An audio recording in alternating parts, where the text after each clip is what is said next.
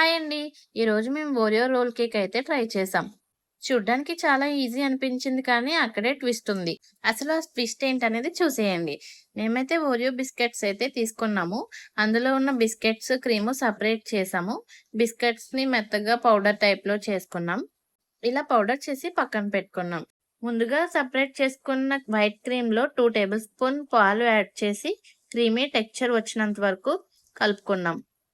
ముందుగా పౌడర్ చేసుకున్న పౌడర్‌ని ఒక బౌల్‌లో వేసుకొని, ఒక గ్లాస్ పాలు వేసుకొని, మరీ మెత్తగా కాకుండా కొంచెం గట్టిగా కలుపుకొని పెట్టుకున్నాము.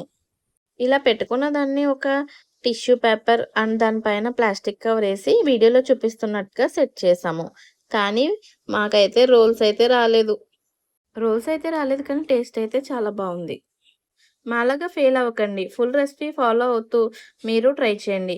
మేమెక్కడ మిస్టేక్ చేశామన్నది కామెంట్‌లో చెప్పండి. అంతే వీడియో బాయ్.